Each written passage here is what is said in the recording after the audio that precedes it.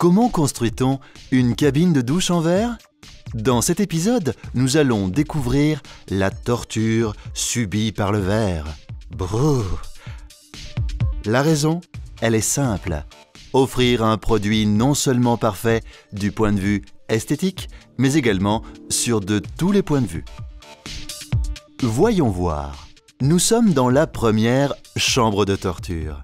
Le but du test est de vérifier la conformité à la norme EN 12150. Cette norme, très stricte, exige que, pour passer le test, le verre trempé, frappé par un objet contondant, doit se briser avec au minimum 40 fragments dans une zone de 5 cm sur 5 cm.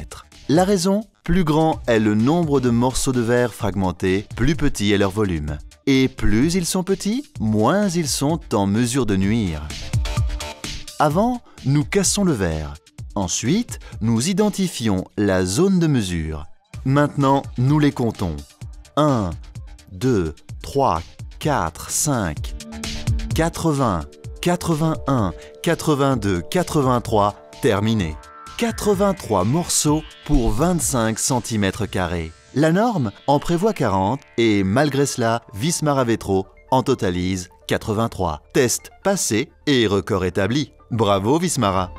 La plaque est également analysée au microscope. Grâce à une technique spéciale, le gaz laser, nous pouvons visualiser si la trempe a correctement modifié la structure du cristal en saisissant les contraintes de compression et de traction qui en font un verre plus résistant, flexible et beaucoup plus sûr.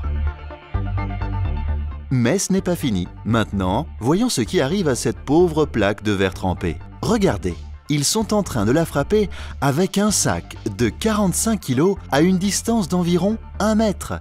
Imaginez par le calcul de l'accélération, le coup que la plaque va subir sera plus fort qu'un coup de poing donné par Mike Tyson. Prêt? Allez! Vu, il ne l'a même pas chatouillé. Excellent! Êtes-vous prêt pour la prochaine torture? C'est vraiment terrible. L'objet de l'examen est l'ouverture des portes. Dans une douche, est fondamental le parfait fonctionnement des portes coulissantes et de tout autre système d'ouverture, fermeture. Pour vérifier la qualité de ces produits, Wismar Avetro fait des témoins de chaque nouveau modèle de cabine de douche à chaque fois qu'il est modifié ou qu'on ait ajouté un nouveau composant. Les produits sont testés ici par cette machine qui ouvre et ferme les portes de façon consécutive pour un minimum de 50 000 répétitions. Et après 50 000 ouvertures et fermetures consécutives, elles sont toujours parfaites. Incroyable! Posons-nous maintenant la question de ce qu'une cabine de douche contient et nous avons la réponse qui va nous conduire à la prochaine épreuve. Donc, en plus de vous, votre ami, votre enfant, votre grand-mère, une cabine de douche accueille un élément qui doit entrer mais qui ne doit absolument jamais sortir.